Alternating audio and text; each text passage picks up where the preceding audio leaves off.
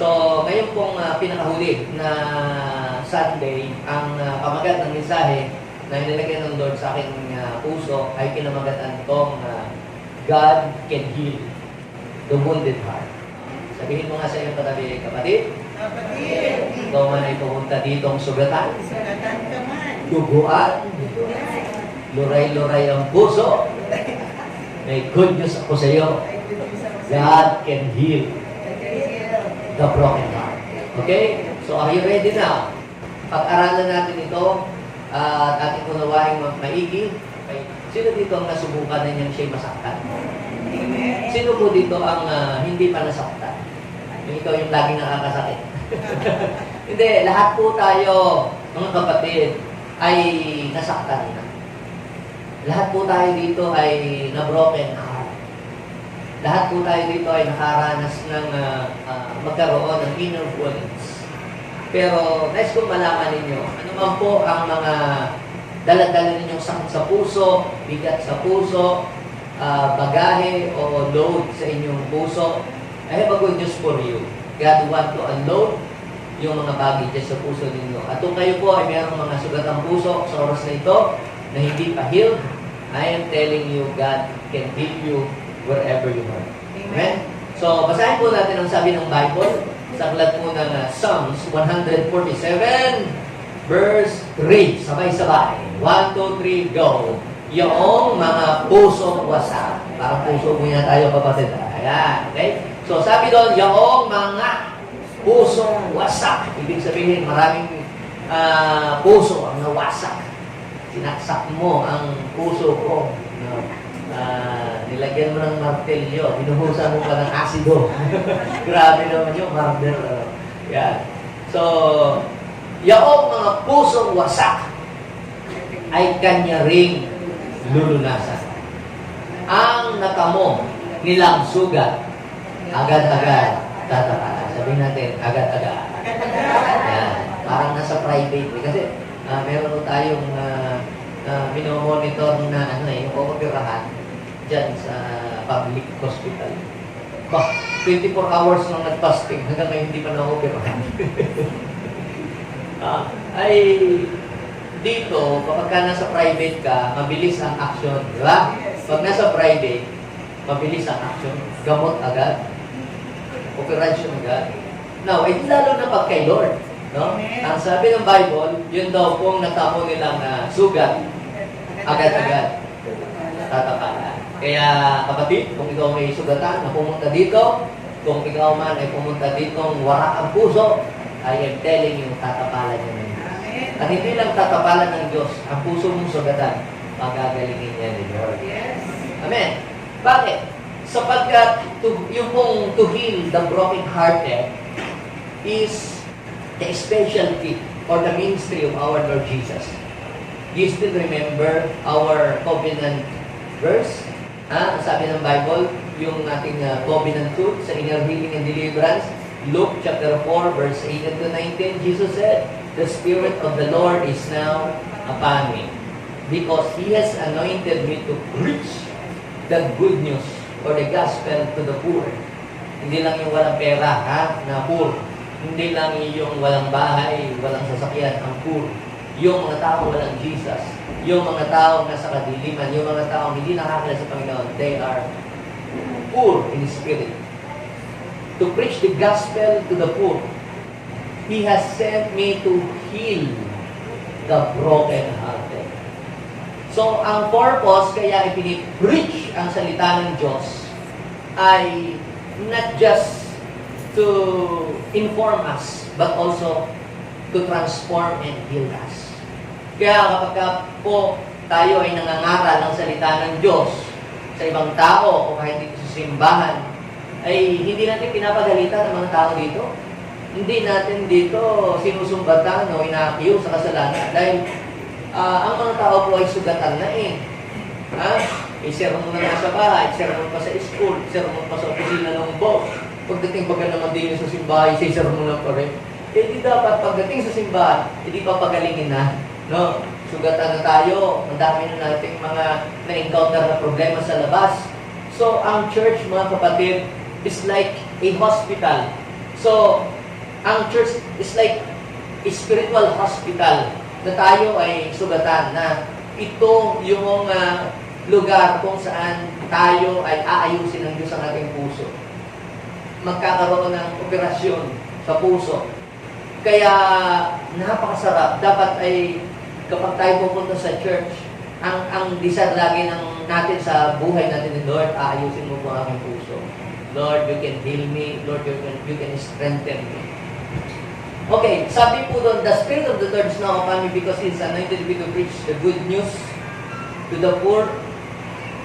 He has sent me to heal the brokenhearted. So kaya pala si Jesus ay bumaba dito sa lupa ay dahil gusto niya na yung mga taong sugatan, maaaring ikaw yun, no? Ikaw ay sugatan, ay ang layunin, ang misyon ng Panginoon.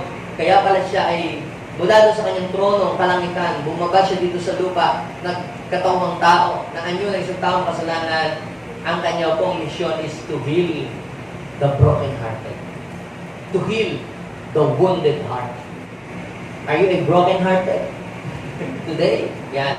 What are the causes? I will share to you some causes of having a broken heart. Meron po yung mga dahilan, may mga sanhi kung bakit ang mga tao po ay nagiging wounded. Hindi naman yan basta ay naging wounded ako pagising ko isang umaga, tubuan na ang puso. Hindi ganun mga kapatid. Lahat po ng mga yan ay mapapansinin nyo na nangyayari sa ating kasalukuyang panahon at nangyayari din sa Bible. Actually, yung mga nakasulat sa Bible ay mga pangyayari during their time. At yung mga taong nakasulat sa Bible ng pangalan is the same person like us. Kumbaga, kaparehas din natin sila. May mga damdamin din, may puso din, may kaluluwa din, may antay-balong-balungan, kidney. So, sinulat lang yung kanila mga experiences sa Bible upang sa gayon ay magkaroon tayo ng lesson, magkaroon tayo ng pamantayan kung paano tayo makakadakat ng ayos sa buhay natin dito sa mundong ito. We can learn from them how to succeed, no? And how they fail.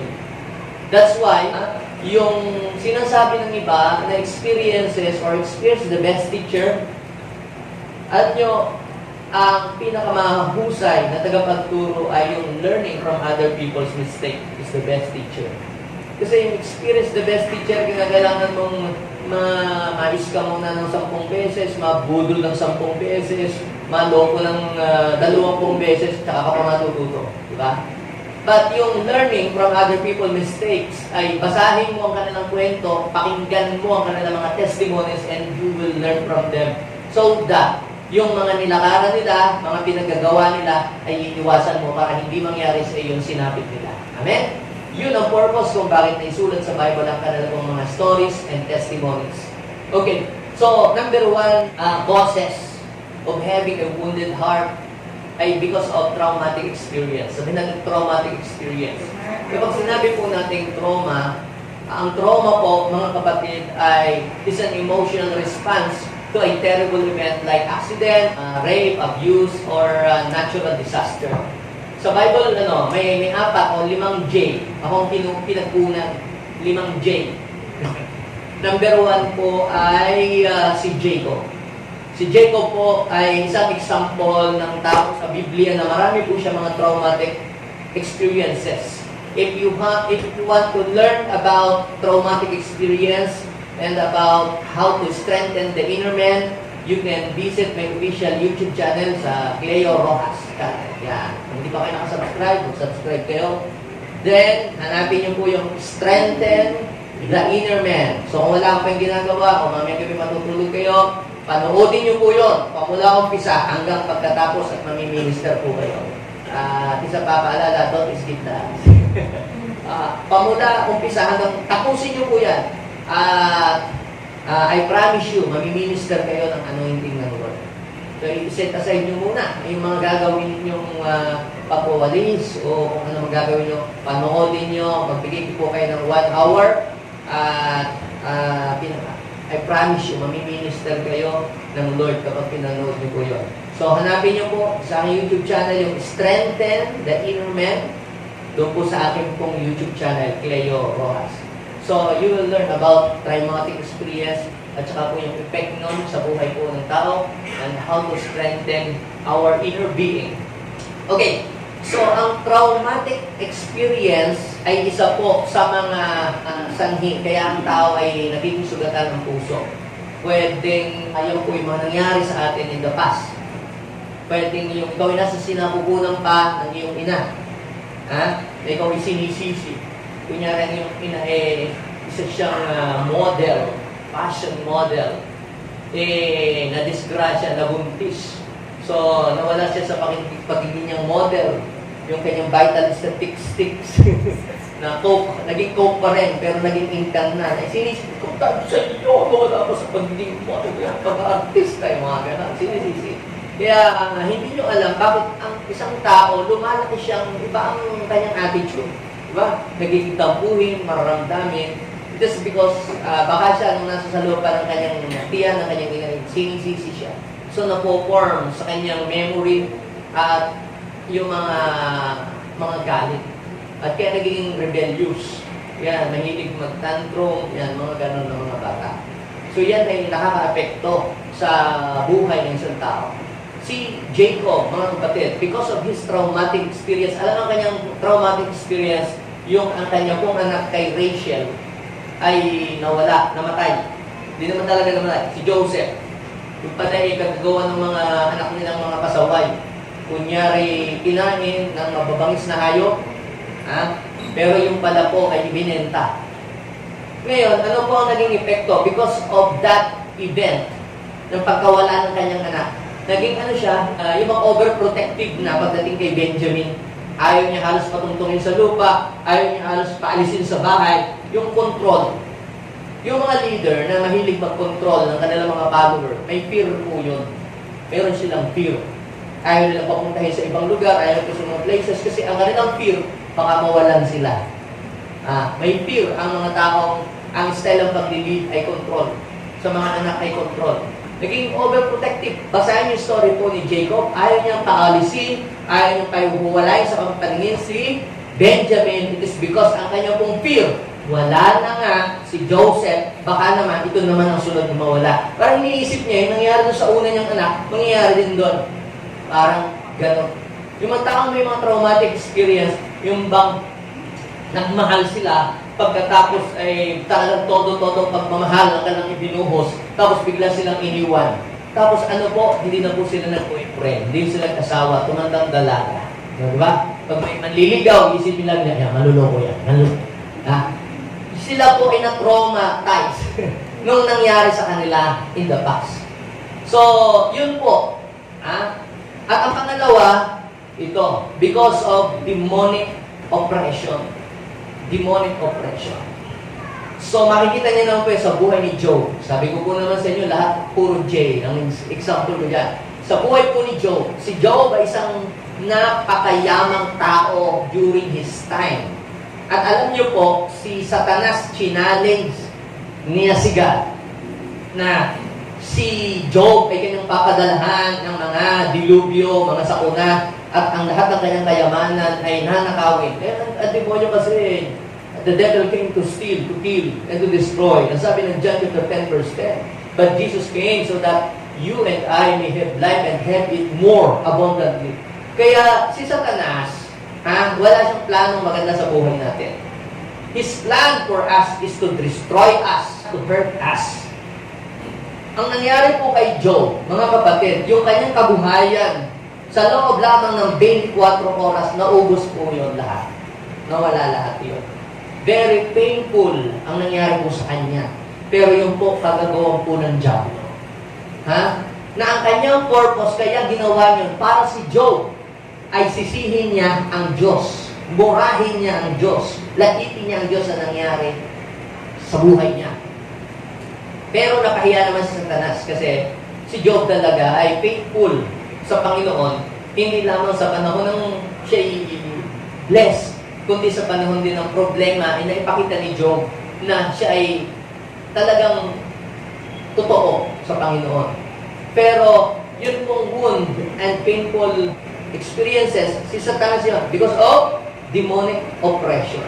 Akita niyo po yun sa Bible. To heal the brokenhearted and to preach deliverance to those who are oppressed. So siya po ay oppressed. So ginamit ni Satanas, pati nga yung misis, hanggang kailan ka pa magpapakamartir, Job, sumpain mo ng Diyos mo, namamatay ka na. Pero hindi yung boses ng kanyang misis.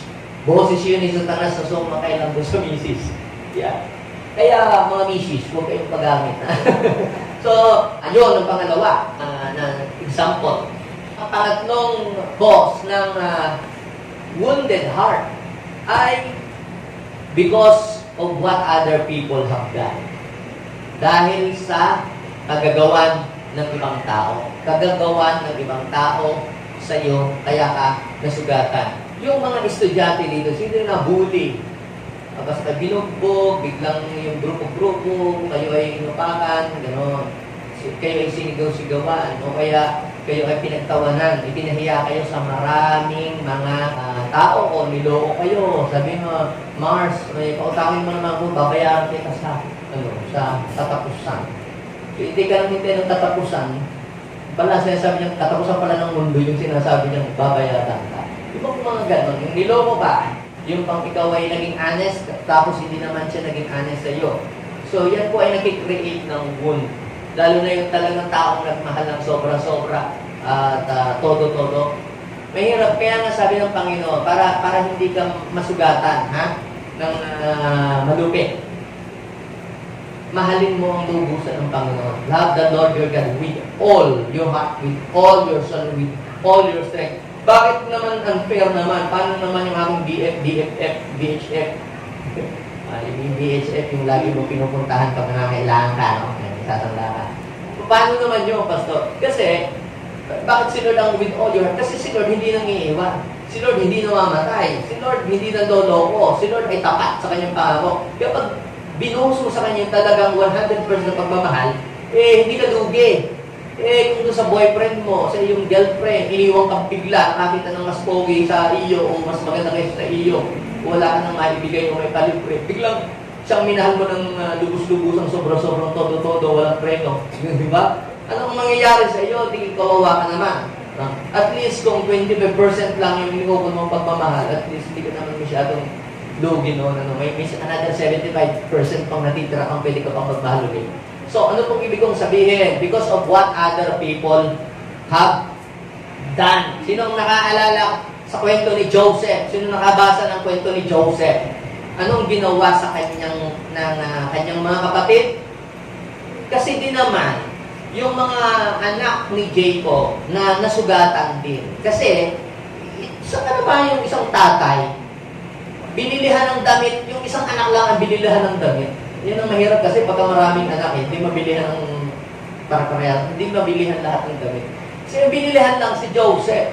So dahil doon, na-hurt yung mga kapatid niya, 12 sila na magkakapatid.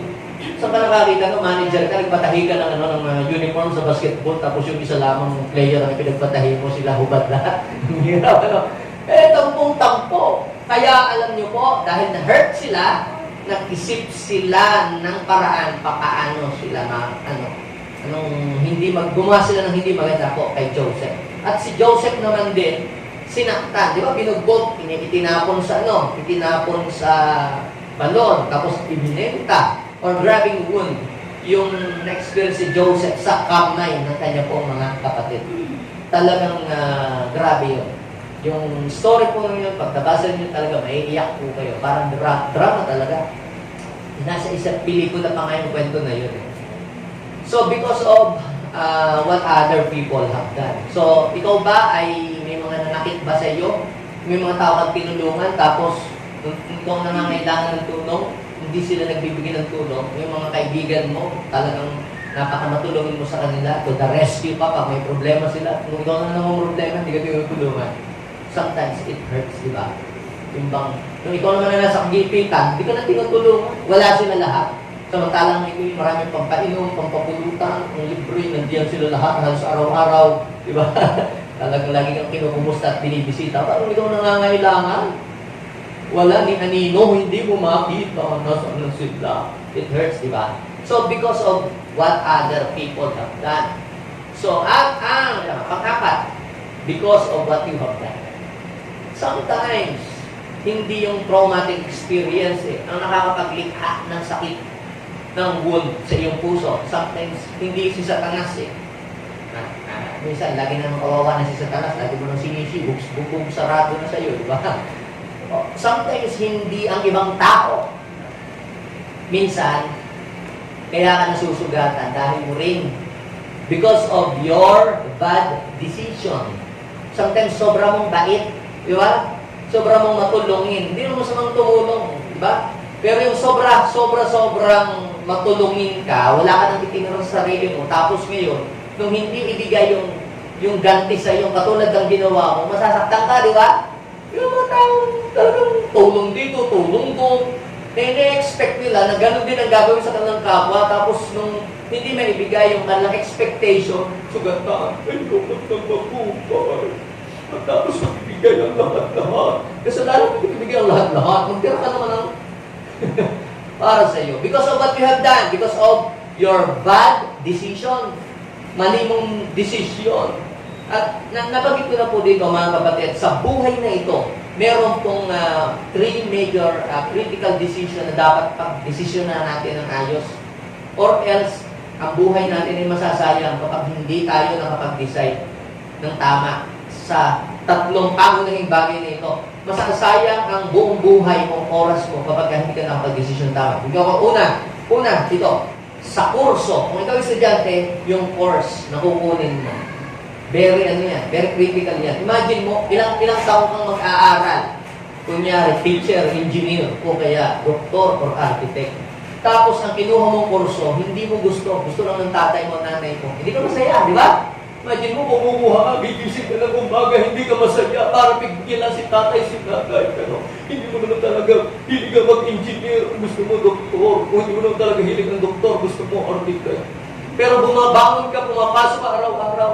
Bakit? Para sundin ang gusto ng ibang tao, pero yung gusto mo, hindi mo sinusunod. Diba? Ang hirap nun.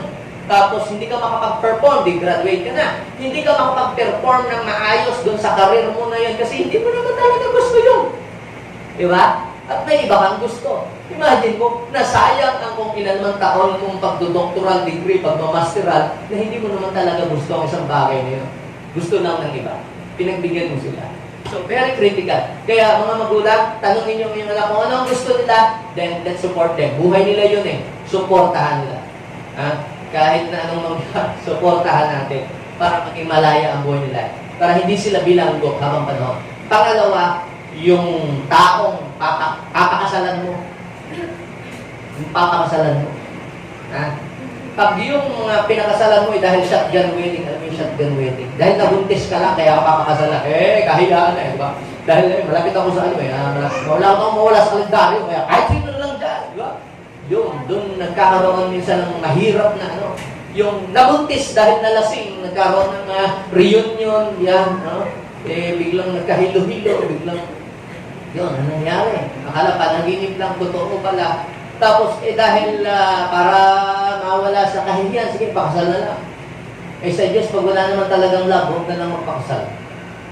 Kaysa naman sa magpakasal kang habang bilanggo ka, habang buhay kang nakabilanggo. Nagkamali ka na nga, tapos kukulong mo pa ang iyong sarili sa isa na naman maling desisyon. Diba? Mas maganda na yung maging malaya ka. Amen?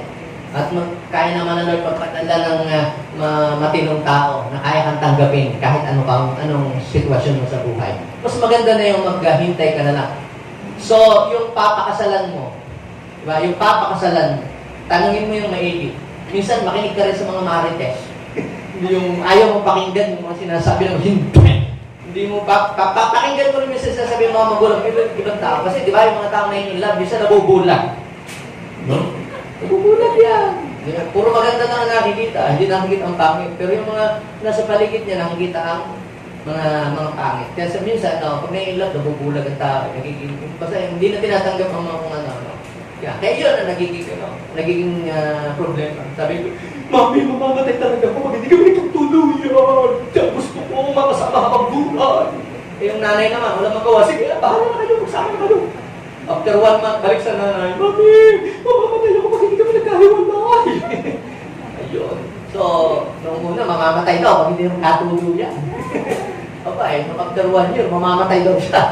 Pag hindi sila naghiwalay. No? So, kaya, mahirap talaga. Yon. At ang pangatlo, ano yun? Yung church na dadaluhan ninyo. Yung tatlong yan. Imagine mo, nasa isa kang church na 20 taong kang nanilbihan sa church na yun na pinapaniwala ka na walang Diyos. O kaya pinapaniwala ka na ang Diyos galit sa mayaman. Pinapaniwala ka na hindi mo na kailangan trabaho, hindi pa ka mag-negosyo, dapat nasa church lang tayo. Yung mga ganun. Yung bang church na tinuturo, hindi pwedeng maging masaya kasi pag sumasaya ka, nagagalit si Lord. Ganun, Hindi ka pwedeng mag-makeup, hindi ka pwedeng mag-lotion, hindi ka pwedeng magpakulin ng buhok, hindi ka pwedeng... Ang bawal, Yung bang nakakulong ka, naka-freeze ka sa habang buhay, tapos na-realize mo, natauhan ka na lang nung may nag-share sa iyo ng true gospel. Kaya, mga kapatid, pinag-pray yan at hinihingi kay Lord ng gabay. Please, Lord, dalahin mo ko sa tamang church na mag-grow ang aking spiritual life. Matututo ako, Panginoon God. Hindi ako mapaparalyze. Yung hindi ako may ikakahon ng aking paniniwala. Kundi, Lord, ako ay mag-grow into a better person like you. Okay po? So, because of our bad decisions, sometimes tayo po ay naging wounded. Sinisisi sa sarili ko, hindi dahil sa akin, hindi nawala si nanay. Ako kasi ang dahilan, kaya nawala yung aso namin. Bakit ko ba tinanggal pa yung tali? Yan tuloy, nasisi ako. Yung ba parang galit na galit ka sa sarili mo na dahil ko kasi, ako kasi ang may gawa. Ganon, di ba? Because of what you have done. Naalala niyo po ba si Judas? J. Another J. Yun, another J. Si Judas. Isa po siya sa 12 apostle, 12 disciple, katiwala, kanang kamay, treasurero pala. Ang ating Panginoong Isus, taga-hawak ng pera, taga-bilang ng pera, taga-pamalengke. In-anoint ni Lord.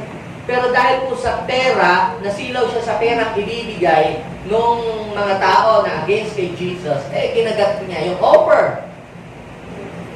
Kanya pong ipinagkanulo si Jesus sa halaga ng 30 pirasong pilak na ituturo kung si Jesus by saan naging standby kapag kagabi. Saan ba siya pumupunta? Yun lang ba? Sige, bigyan niyo ko ng 3 pirasong pilak at ituturo kung saan siya nagpe-pray.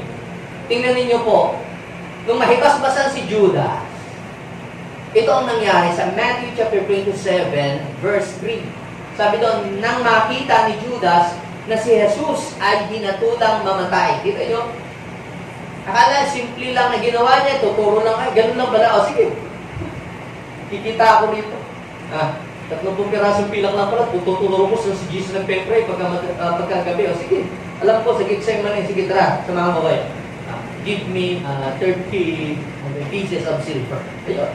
Pero hindi pala yun Alam niyo kasi minsan si Satanas, kung ano yung pinaka-weakness mo, pinaka-gusto mo, yun ang gagamitin ng kaaway para ikaw ay kanyang sila.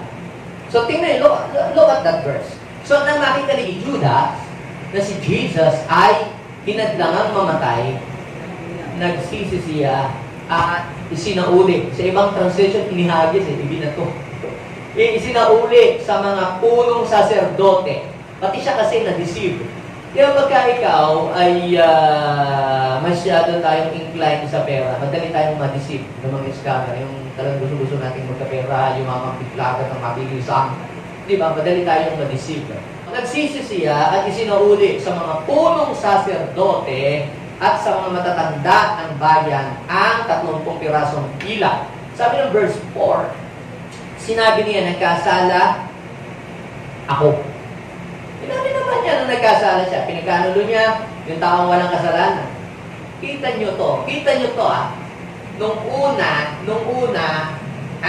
binabakapan siya ng mga alagad ng demonyo. Alagad ng demonyo yan Nung nakuha na ng demonyo, ng mga alagad ng demonyo, ang kanilang gusto, wala na silang pakialam. Ganyan si Satanas Una, papadamahin ka, kunyari, vibes kayo, pero kapag nagawa mo na kung ano yung gusto niya, wala na siyang pakialam niya.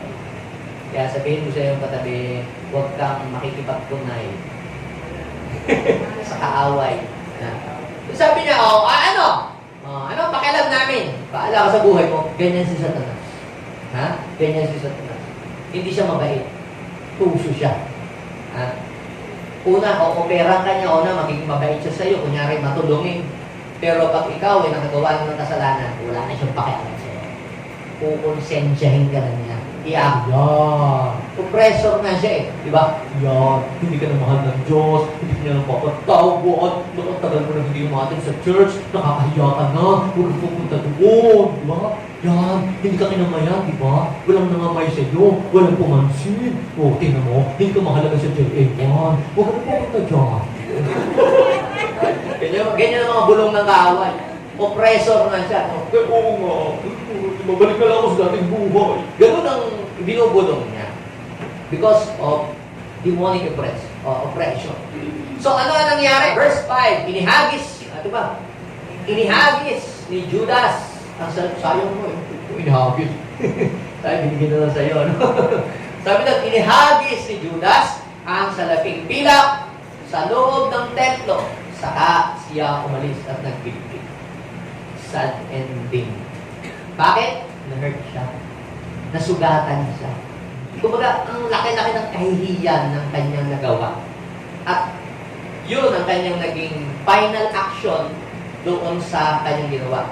Pero I'm telling you hindi ibig sabihin na nakasulat sa Bible na si Judas ay nagbigti. Oh Lord, this is your revelation. Bibili ako ng lubid. Hindi yun Ipinakita yan na yan ay maling hakbang ng isang tao na sugatan. Hindi yan ang right move ng isang taong nasugatan. Okay? Sabihin mo sa iyo katabi, hindi yun ang right move. Kung gusto mong maayos, hindi magbibigti, hindi magpapakamatay, hindi magsusuicide ang paraan para maayos ang problema mo. Okay? Paano? Mamaya, sabihin ko sa inyo. So, ano po yung negative effect? Naman, what are the negative effects of having a wounded heart? So, sa Bible, ang daming mga, mga example ng mga negative effects. Okay?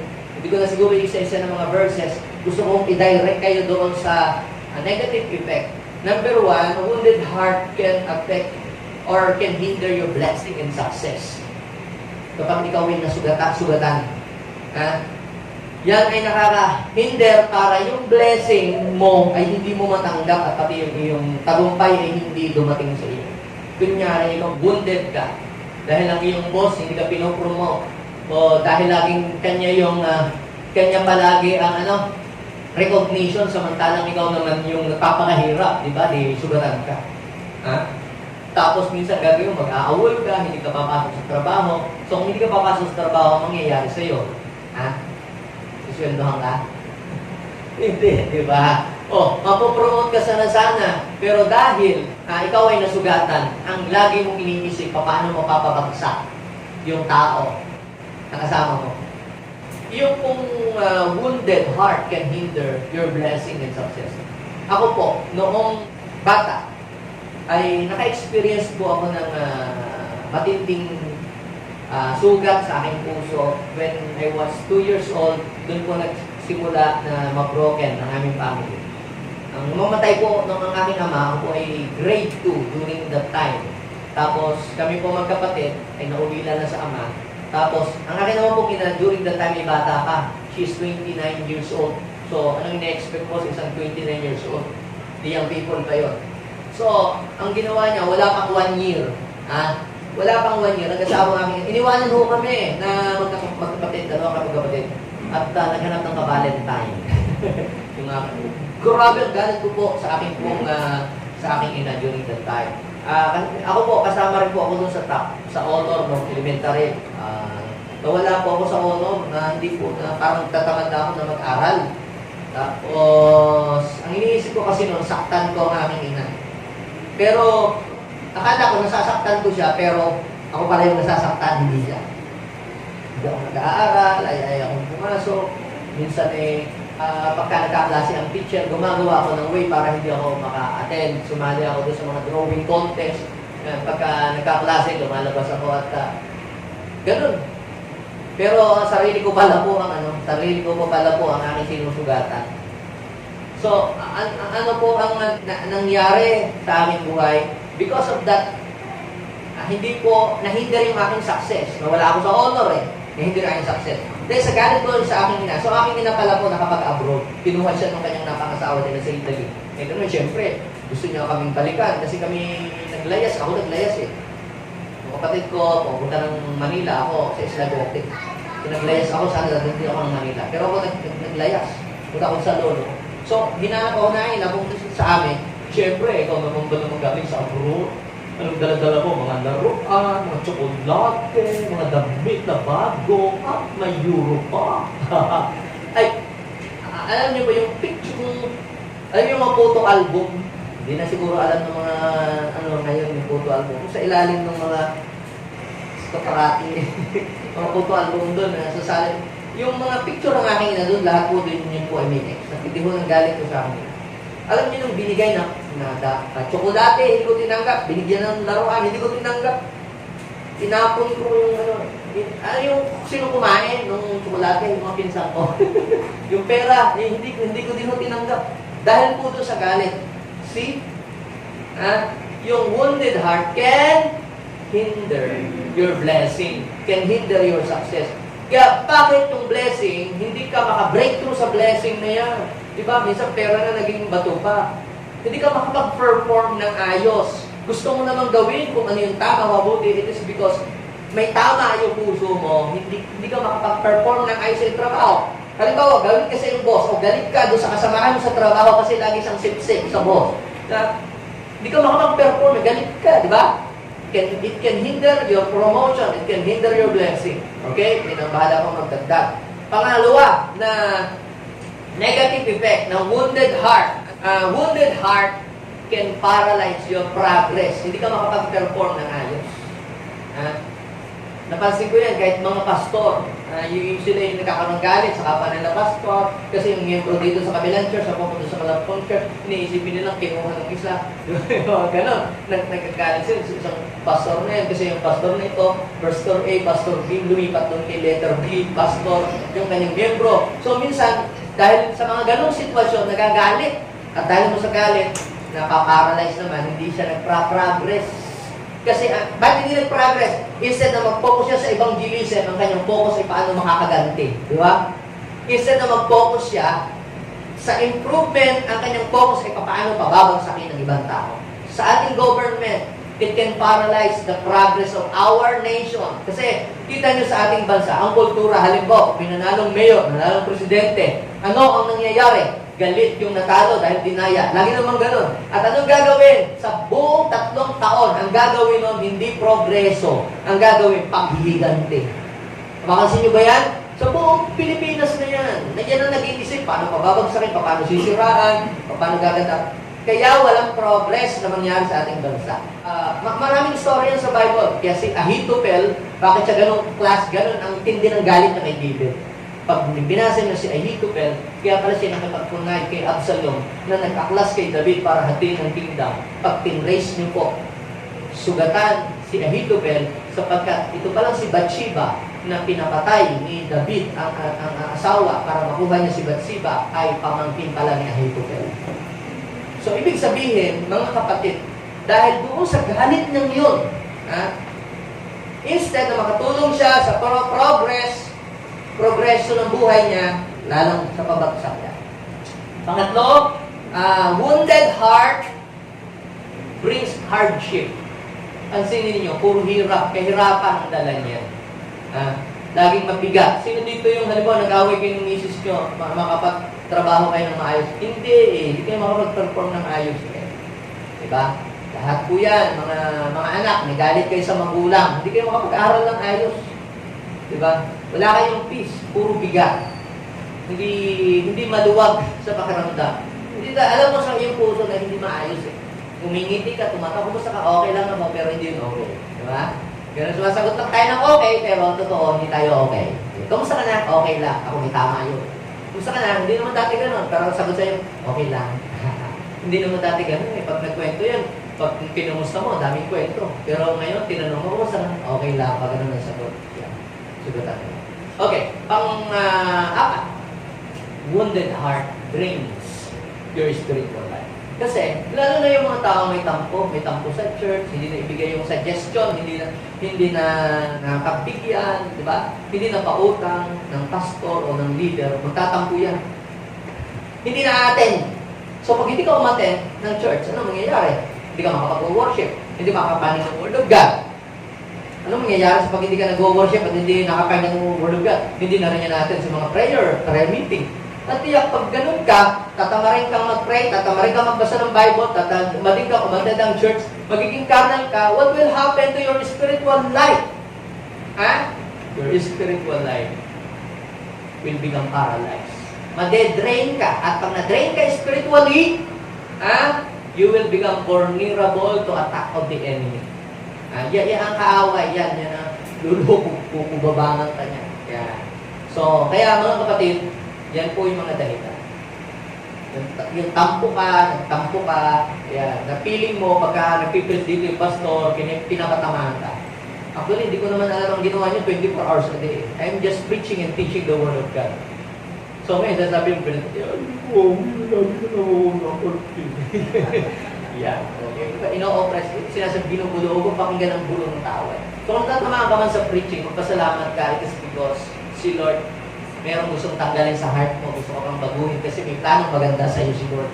Okay, so another thing, pang-5, na negative effect na wounded heart, ito, wounded heart wounds another heart. Iniwala kayo? Wounded heart wounds another heart. Yung mga taong nakaranas na sila'y maging sugatan, sila din kalimitan ay gumagante.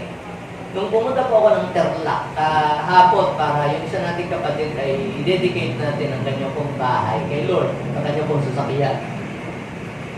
Nandun yung isang kapatid ng pulis, nanonood siya ng Facebook. Tapos pinakinsabi, tingnan mo ito, pastor, yung ginagawa ng ina doon sa anak niya, inihahampas mo sa sahig yung anak niya. Tapos tinalian niya ng lubid, ginaganon-ganon niya, binibidyohan. At nakita ko doon sa caption, yung pala, galit doon sa tatay.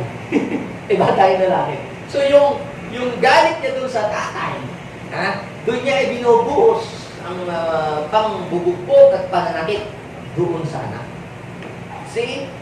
Wounded heart wounds another heart.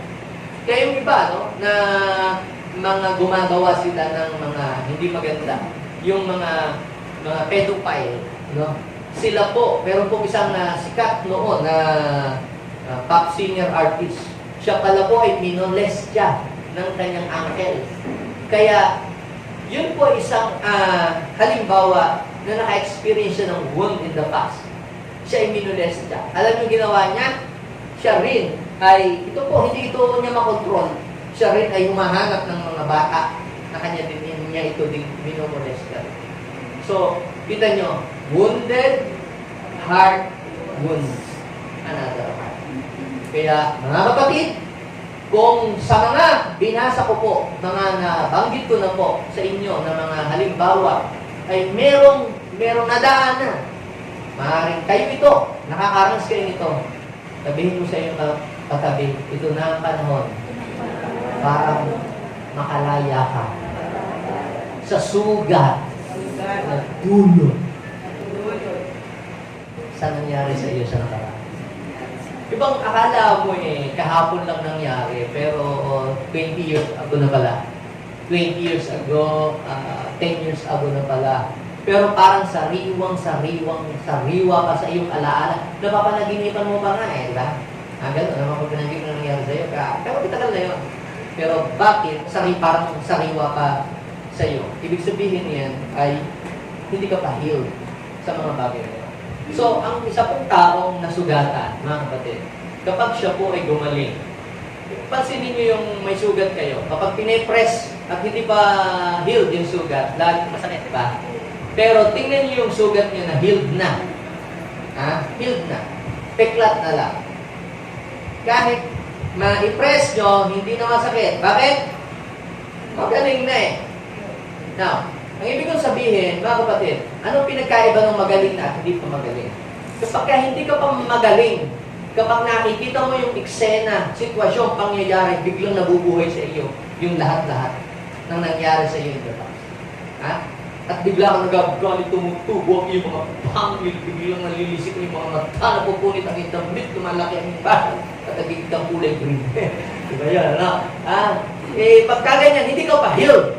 Pero kung healed ka na, kahit makita mo, magkasalubong kayo ng taong ng loko sa iyo, nagtatawanan na lang kayo, parang ginagamit mo na lang siya as a lesson.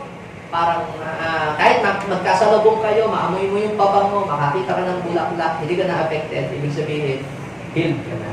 Samantalang, marinig mo lang yung timsong ninyong dalawa, pero ito mo, biglang nakagalit, naalala mo yung timsong ninyong dalawa, nilo, ibig sabihin, hindi ka pa ma-healed. Pag healed ka na, kahit maalala mo yung sitwasyon, hindi ka na nagre-react emotionally or physically. Diba? Minsan yung kakain ka, biglang may nakita ka sa drama na ganung eksena rin sa nangyari sa buhay mo, biglang nawawala ka na ng gana. Ibig sabihin, hindi ka pa healed. Now, ano ang kailangan natin? How God can heal our broken heart. So ito sinasabi ko sa inyo, mga kapatid, maaaring hindi ito para sa inyo. Maaaring ito ay sinasabi ko sa inyo, may kaibigan kayo na ganito ang situation, God can use you to become a blessing to them. You can minister to them. Maaaring hindi po kayo ito, maaaring ito ay sa kaibigan nyo, pero yung gamitin ang messages na ito, paano nyo i-minister yung tao na mayroong ganitong situation. Okay po? So, number 1, ang kailangan po, you need the loving presence of God. Unless you feel and experience the loving presence of God, hindi ka gagaling sa iyong sugat, hindi ka gagaling sa iyong mga lashes sa iyong puso. Alam niyo po mga kapatid, ang tanging paraan para ma-heal tayo sa sugat ng ating puso ay maramdaman natin ang grabing pagmamahal ng Diyos. Kung matindi ang galit mo, matindi ang sakit ng loob mo, sakit sa puso mo dahil sa ginawa ng ibang tao, sa sitwasyon na nangyari sa iyo, alam niyo po mga kapatid, ang kailangan mo ay matinding pagmamahal ng Diyos na siyang lulusaw noong matigas na puso. Mag-melt yan. Pero kung minimistiran, sa linggayin, pagkatapos po ng gathering doon, youth gathering, may nagpa-pray po sa akin na youth, lagi daw may mga nasakit, masakit ang dibdib, masakit ang likod. Nung ipag-pray ko po siya, nag-react. Ang karga po niya ay 5. Mga tao, mga kaluluwa namatay, sumakay sa kanya. Tapos yung isang karga niya, lahat pinatanggap natin sa Panginoon yung mga nakasakay sa kanya, dito sa langit. Yung isa, ayaw umalis. Ayaw umalis. Siya po ay ni-rape. Kaluluwa ho ito na nakasakay sa kanya. Ni-rape ng 5 lalaki. Pagkatapos po, ay siya ay ibinaon sa lupa. Walang nakakaalam. Kaya hinahanap ng mga magulang niya, hanggang hindi pa nakikita. Galit na galit siya, sumakay siya doon sa babae kasi nakikita niyang malungkutin at may galit din. Kaya sabihin mo, pag may galit ka, hala pa. Kaya huwag ka magagalit lang. Nagkikimkim ng sama ng loob. Nakakita siya ng taong may sama din ang loob. Doon siya sumakay. Kaya sabi ko, magpatawad ka. Ayaw mo, talagang nanlalaban. Sabi ko, Lord, give me a wisdom. Ano po ang gagawin ko? Biglang ni-reveal sa akin ng Panginoon, ipakita mo sa kanya yung eksena nung ako'y nakatao sa krus. Yung pagmamahal ng Panginoon. So, ginawa ko, pinanalo ko sa kanya. Tapos yun, iyak siya ng iyak. Sabi ko, Lord, akapin mo po ang taong ito. Yung pagmamahal mo, ipadama mo sa kanya. Tapos lumambot ang puso, pinatawad niya yung mga lalaki ng rape sa kanya. At pagkatapos, pinatanggap din natin yung soul. Pagkatapos, nakita niya ang heaven, umakit niya sa heaven, umalis niya sa katawan ng babae, and then immediately, instantly, gumaling po yung nagpa-pray na babae na wala yung sakit sa dibdib at sakit sa likod. Pinagaling nito. So, ano pong ibig kong sabihin, mga kapatid? We need the loving presence of God. Kaya, pasin yung Romans chapter 5, verse 5. And hope does not disappoint us because God has poured out His love into our heart. So unless God pour out His love in your heart, mahihirapang gumaling ang iyong puso. Ang tanging makapagpapagaling sa sugatang puso ay ang pag-ibig ng Lord. Yan ang gamot. Hindi bante, hindi martayin din, hindi agwa o sinata. Hindi roaming alcohol. Pag-ibig ni Jesus. Pero napansin niyo ba yung sugat? Ha? Yung sugat. Pag nabuhusan ng rubbing alcohol, pag nabuhusan ng agwa-oxinada, lalo umaakit. Ang presence ni Lord iba. Kapag kayang ibinuho sa puso nating sugatan, yung puso nating sugatan, biglang makakaranas ng kagalingan at gagaan. Amen? Sabihin natin, Lord, we need your loving presence. Ayaw ko ng mabigat sa puso, hindi ako makapagtrabaho ng ayos, hindi ako makapag-aral, hindi ako maka-arangkada. Di ba? Yung nakita mo yung mga kasamahan mo, sa reunion ninyo, ba, ikaw ay nagiging ka ng left behind. Parang ang puso mo ang daming bagay-bagay. So, yan ang una. We need the loving presence of God. Every time we minister, every time we conduct inner healing, doon po sa mga tao may ganyan pong mga situation, ang lagi ko pong ginagawa, Lord, wala akong kakayahang magpagaling. Hindi naman ako nag-aral ng pagiging psychiatrist, o hindi naman ako nag-aral doon ng pagiging doktor o ophthalmologist o pag-oopera, wala akong kakayahan. Pero Lord, ikaw ang great physician, kailangan namin ng presence, ikaw ang mag-minister sa taong ito, ikaw mo, Panginoon, nagsabi na the Spirit of the Lord is upon because He has anointed me to preach the gospel to the poor, to heal the broken-hearted. So, ang nag-heal ng broken-hearted, yung anointing ng Lord. So, kapag mag-minister po kayo sa mga taong wounded, ganyan ang gagawin nyo. Mag-i-invite yung presence ni Lord. Siyang kumilos doon sa buhay ng tao yan. Mamaya, mapapansin nyo, iiyak na yun, di ba? Kung may karga, magre-react yun. Di ba? At tapos, kukumand lang yung spirit, aalis yun. Okay? So, we need the loving presence of God. Pangalawa po, na kailangan natin gawin, you need to tell your real problem to the right person. Hindi mo kung kani-kaninong marites sasabihin. Sa halip na makatulong, maayos ang problema mo, pinagsabi dito, uy, atin-atin lang na, secret natin dalawa, kung sasabihin ko kahit kanino, alam mo, ganito ang nangyari, ganito, sa kaming dalawa, Tapos, sasabihin, uy, pag-alis, alam mo, may sinabi sa akin, kumaring, ganito daw. Atin-atin lang yan. Huwag mo sasabihin ko ganito. At tayo lang kami lang ang kailangan.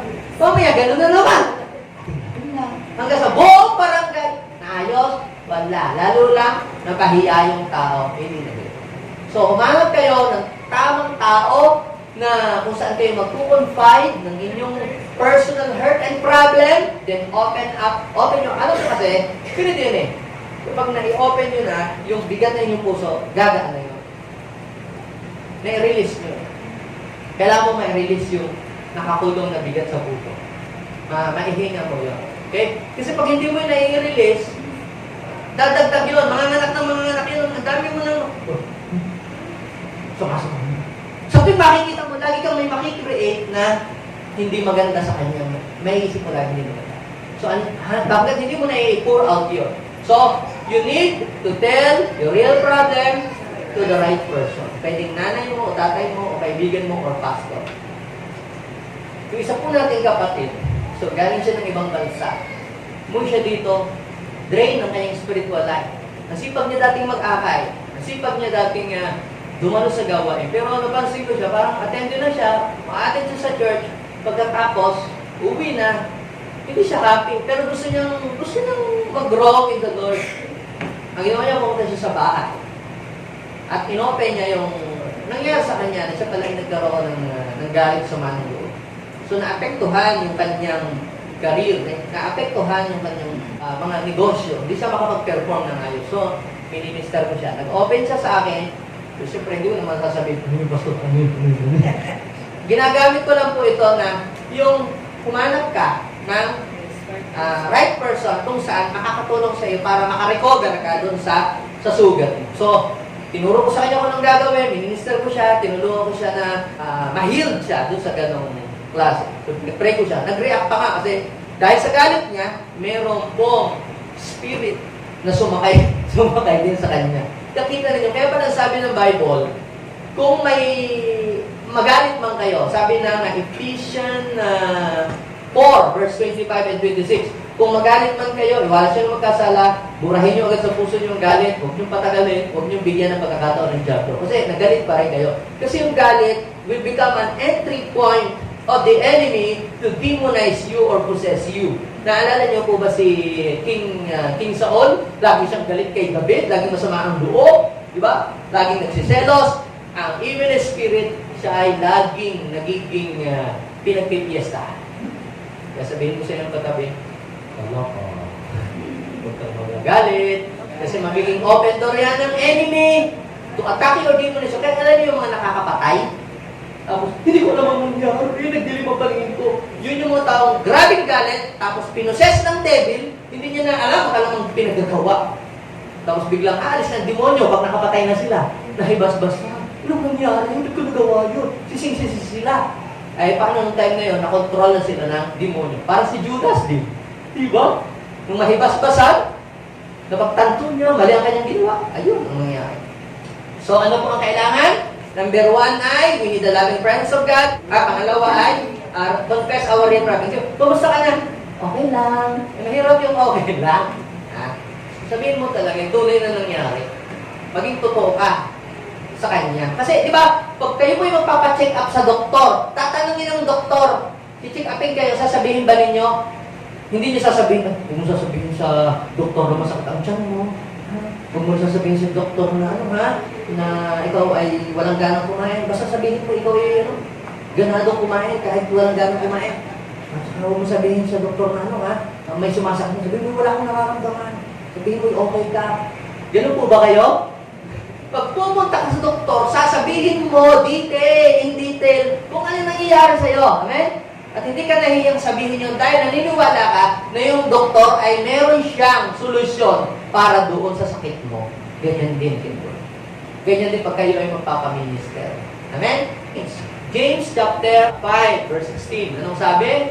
Kaya nga, ipagtapat ninyo sa inyong kapwa. So, yung right person hindi sa kapitbahay mo, hindi sa kainuman mo, kalasingan mo. Yan.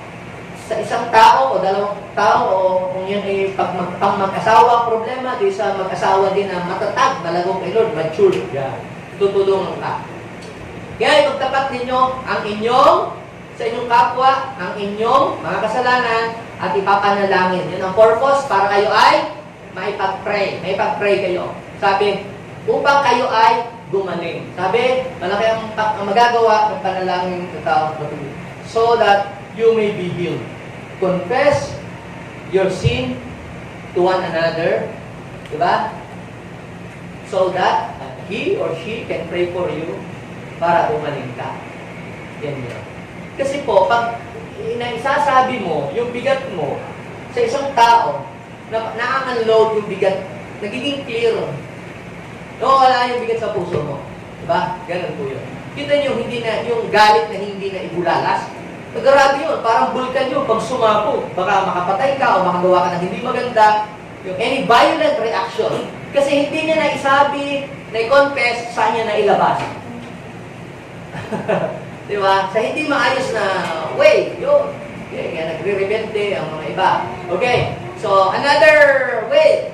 How can we experience healing? So, you need to forgive those who hurt you. Sabihin mo silang katabi, you need to forgive.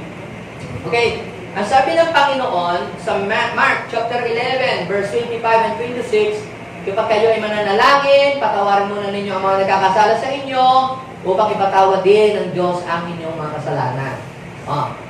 Pag hindi ninyo pinapatawad, mga nagkakasala sa inyo, ano daw mangyayari? Hindi rin kayo papatawarin ng inyong amang nasa langit. Kaya laging nagbabounce ang prayer mo hanggang doon nasa kisame. Hindi tumago sa palangit kasi nga nakaka-block. Now, unforgiveness can block your blessing and your miracle and breakthrough.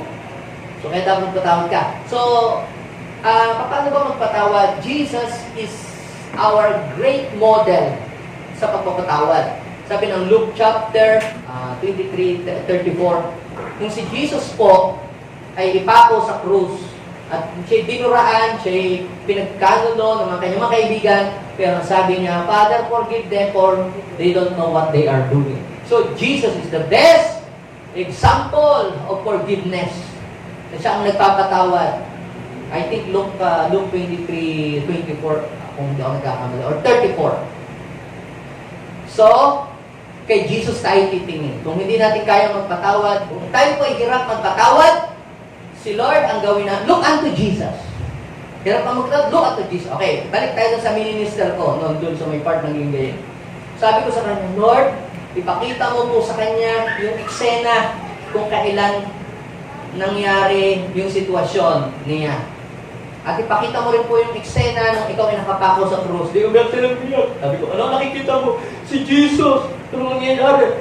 Dinudurahan siya, binubugbog, sinasaktan. Ang sama ng mga ginawa ng tao sa kanya. So ano sabi ni Jesus? Father, forgive them for they don't know what they are doing. Sabi niya daw gano'n. So ano sabi naman ni Jesus sa inyo? Magpatawad din daw ako kagaya niya. So sige, magpatawad ka na. Yun. From that moment, beginning that day, nakalaya po yung tao doon sa kanya pong painful experiences. So, ano po ang ibig kong sabihin? Kailangan natin magpatawad. At yung pagpapatawad, ay yan po'y, kailangan mong gawin.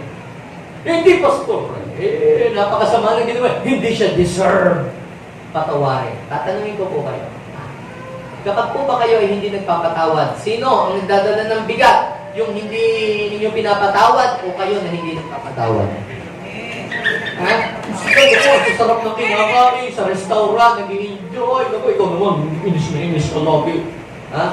Ikaw ang nagdadala ng bigat. So, ang gagawin mo para gumaan ang loob mo, kahit hindi deserve ng tao patawarin siya, kailangan mo patawad because you deserve freedom. Amen? Sabihin mo, kahit hindi deserve ng tao yung patawarin, bahala na sa buhay niyo managot sa Diyos. Pero ako, deserve kong makalaya. Magpapatawad ako, hindi dahil deserve niya, na patawarin ko siya, kundi deserve ko na makalaya ako kasi yun ang sabi ng Bible na magpatawad. Hindi yung hintayin mo nang maging deserve na patawarin then tsaka magpapatawad. Yung iba, hintayin ko muna ni siya humingi ng tawad. Hindi mo siya nagkahingi ng tawad. Paano ko siya papatawarin? So, yun po. So, magpatawad ka hindi dahil deserve niya magpatawad. Magpatawad ka kasi deserve mo na gumaling at deserve mo na makalaya. Ha? Hindi po ito based sa apology. Ay, tingnan mo na.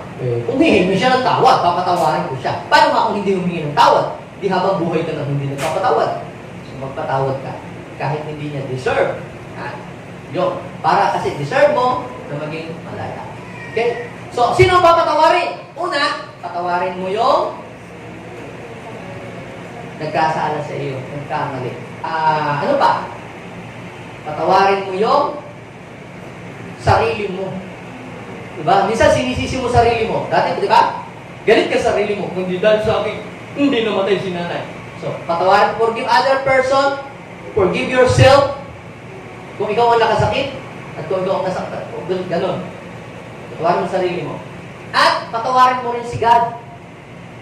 Talaga? Yes. Di ba? Sa nangyayari sa atin, minsan kahirapan, dilubyo, namatay ng nasa buhay. Lagi natin isip, nagdagling ko naman ako sa iyo. Ginawa ko naman lahat to. Naging mabuti naman po ako. Nagbasa naman po ako ng Bible, nag-pray lagi. Bakit ganito ang nangyari? Ba't ka pahamak? Lord! Hindi ka mabuting Diyos. Nagtampo ka kay Lord. So, anong gagawin mo? Patawarin mo si Lord. Kahit si Lord ay wala namang ginawang kasalanan masama sa iyo. Ang may gawa naman si Satanas. Pero ba't ka kay Lord nagagalit? O, i-release mo si Lord. Yan. Okay po? So, ano ba? Pang-ilan na? Pang-apat? Ito, ask forgiveness. Oh, you need to ask forgiveness. Kanina, yung ikaw ang nasaktan.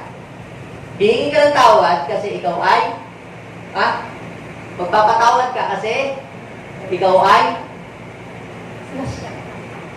nasaktan ka niya. Kaya papatawad ka para gumaling ka. The only way to heal the broken heart is to forgive. Para maghilom yun. Hanggang di ka nagpapatawad, hindi maghihilom yun. Mananatiling bukas yung sugat, hindi natatahi. Okay?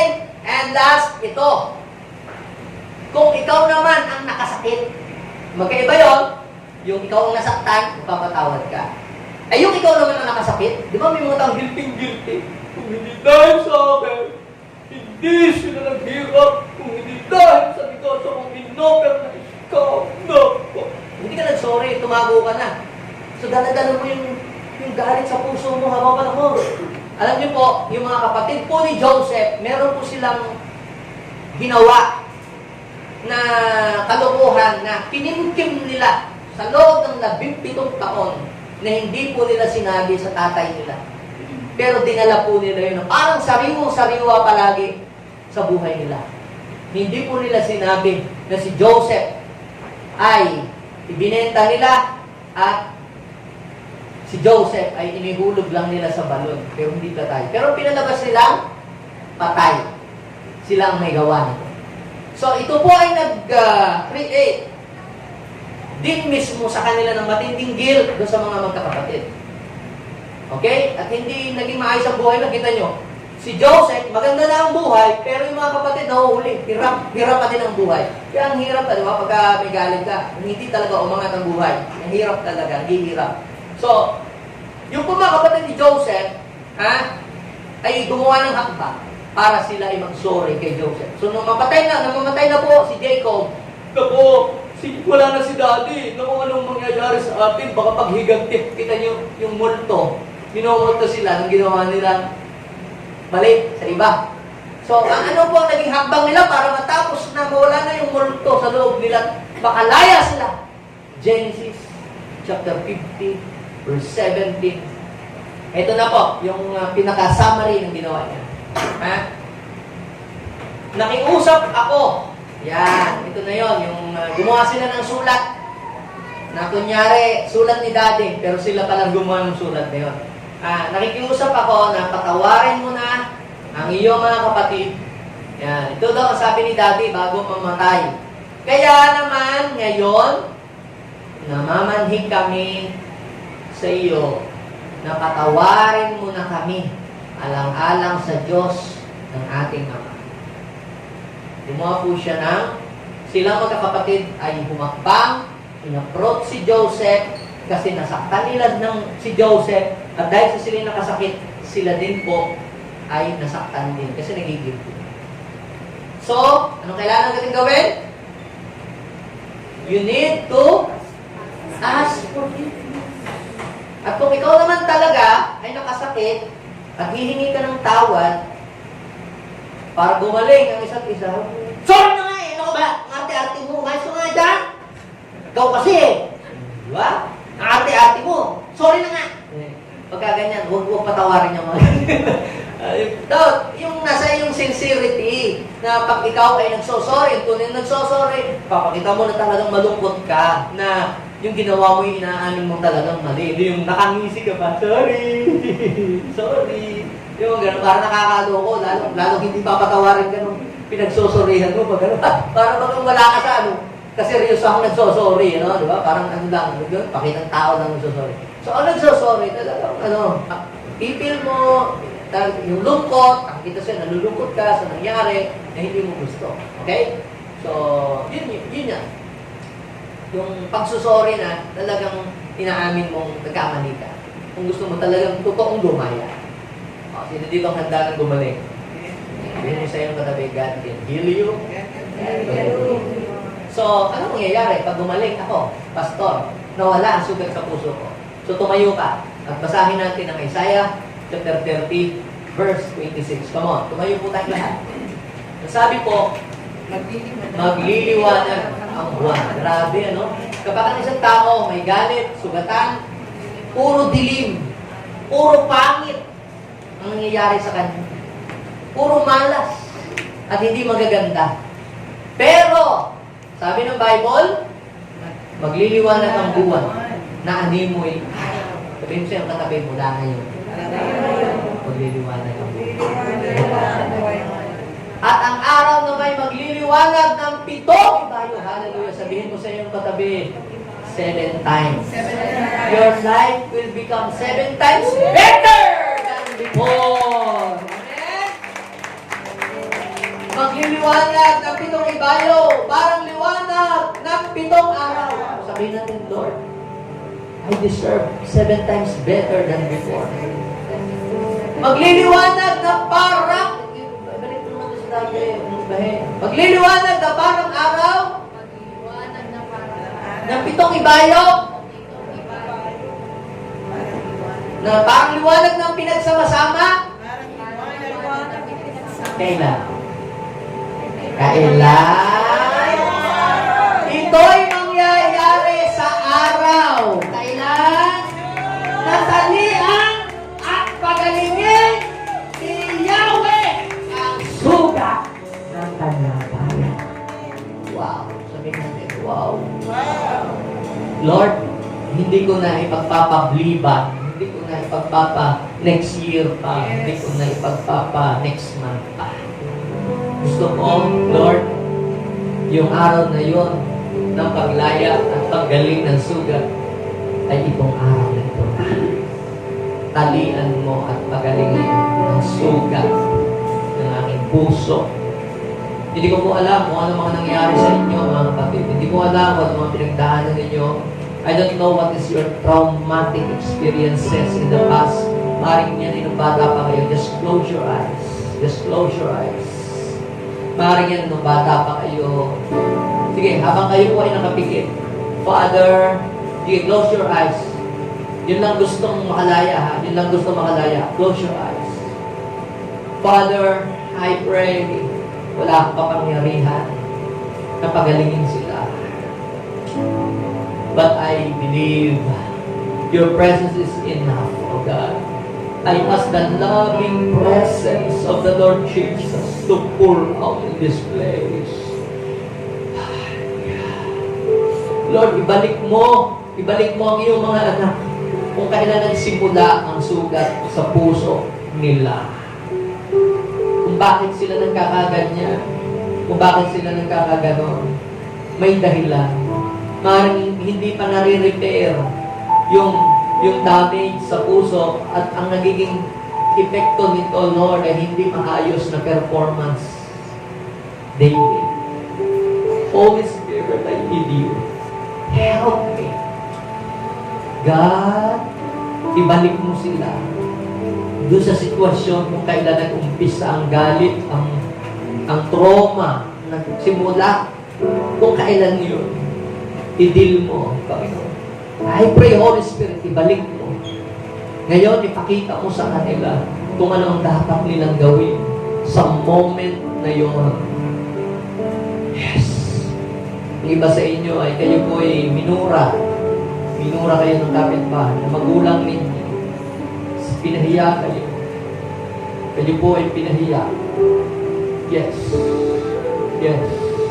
Ang iba po sa inyo, kayo po ay nakaranas ng matinding pain. Kaya na down ang inyong buhay. Ang iba po sa inyo ay kayo po yung naging daan, kaya nagkaroon po ng hindi maayos sa takbo ng buhay ng iba. Kayo po ay naging guilty. Ang iba po ay sa marriage. Ang iba po ay sa relationship. Ang iba po ay sa work. Ang iba naman ay sa church. Yes. Holy Spirit, move right now. Yes, the Spirit of the Lord is now upon me because He has anointed me to preach the gospel to the poor. He has sent me to heal the broken-hearted. Every broken heart will experience restoration and healing today if you're willing to surrender your life before God. Kayo na mga nasugatan at may mga galit sa puso, gawa ng ibang tao. Ngayon, I pray na makapir sa inyo yung mga tao na gumawa sa inyo ng hindi maganda. Ngayon, kaharap ninyo yung tao na nanloko sa inyo, na nakit sa inyo. Kaharap ninyo yung tao na nagpapahirap sa inyo. Ngayon, kahit pagulong, banggitin yung pangalan, ikaw, sige, ibulalas mo yung hindi mo masabi. Hindi makakatulong kung sa Facebook mo lang ilalagay. Hindi makakatulong kung sa Facebook mo yan itata. Imaginin mo, kaharap mo siya ngayon. Maaaring siya nasa ibang bansa, maaaring patay na, o maaaring nasa malayong lugar. Imaginin mo, kaharap mo siya ngayon. Ngayon, sabihin mo sa kanya yung sakit na nagawa niya sa loob mo, sa puso mo. Ikaw, kung nyari Pedro ang pangalan niya, ikaw Pedro, ang sama-sama ng ginawa mo, pinahiya mo ako. Ganito ka, tinulungan kita, pero hindi mo pinahalagahan ang tulong mo. Sige, come on. Sige, banggitin yung pangalan, kahit pagulong. Holy Spirit, minister right now. Sige, pour out. Sabihin niyo muna, yung samahan niyo ng loob. Ibulalas niyo. Yes, yes. Yes. Take your time. Take your time. Just pour out your heart. Just pour out your heart. Sige, sabihin niyo yung hindi niyo masabi yung matagal na panahon na nakimkim na gusto niyong sabihin pero wala, hindi niyo masabi. Ngayon, sabihin niyo. Huwag kang mahiya. Sabihin mo. Imaginin mo, siya yung kausap mo ngayon. Sabihin mo. Lahat. Ikaw, niloko mo ako. Tinutangan mo ako. Sabi mo, babayaran mo ako. Hindi mo ako binayaran. Sige. Just pour out. Maaaring yan ay nanay mo. Maaaring yan ay kaibigan mo. Tito mo. Nananakit sa iyo. O ikaw ay minulis ka. Sige. Just pour out. Pour out. Pour out. Just cry out before God. Sige, ilabas mo yan. Ilabas mo yan. Yan, bigat na yan.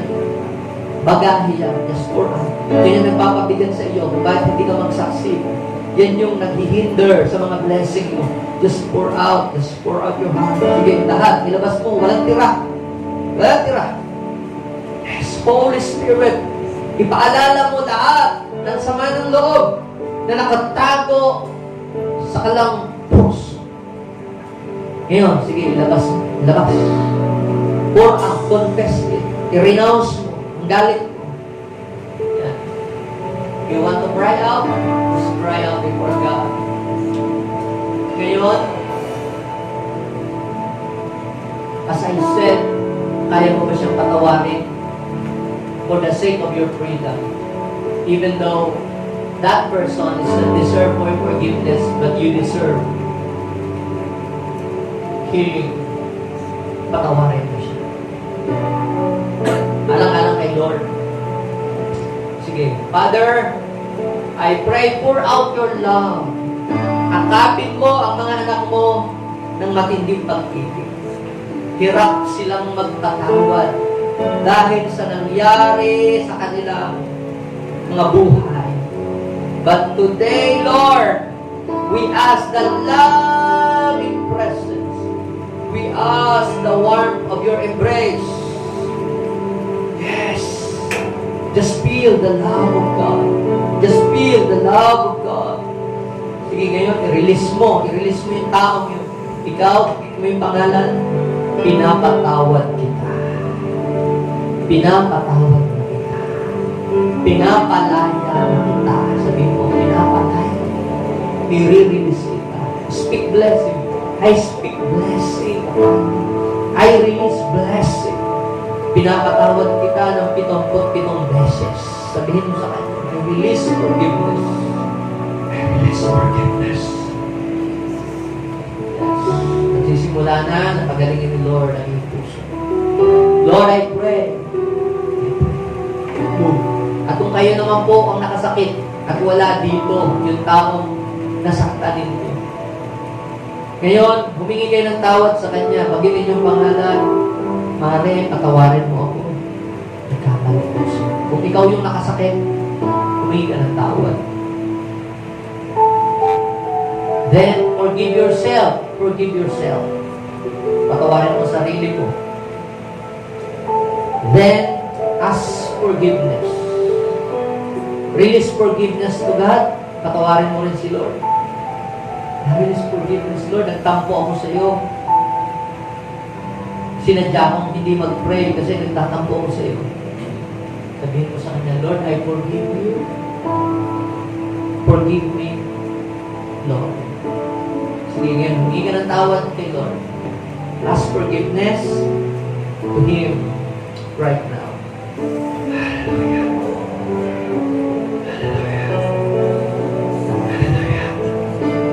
Father, I pray right now, release your forgiveness.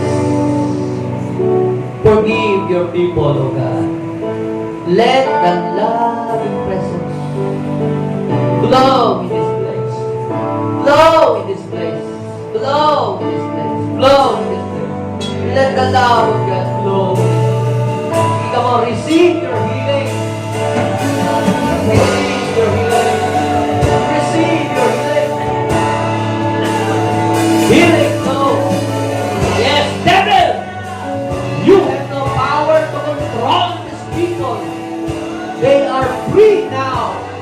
They are healed through the blood of Jesus. Tinapala na ni Lord ang kanilang mga puso. Today, receive your blessing. Receive your breakthrough. Ngayong week na ito, ay darating na malaking pagpapala sa mga buhay ninyo. Take it! Claim it! Receive it! You deserve for God's blessing in your life. You deserve 7 times abundance, 7 times breakthrough. You deserve 7 times blessing, 7 times favor from God. Oh, release, Lord, your blessing to your people. Thank you so much. Thank you so much, Lord. Sabihin natin, Panginoong Jesus, salamat po sa kagalingan at sa kalayaan na pinagkaloob mo sa aming buhay. Maraming salamat. In Jesus' name. Amen. Amen and amen. Pwede ba? Bago tayo umupo, babae sa babae, lalaki sa lalaki ha. Akapin mo. I love you with the love of the Lord.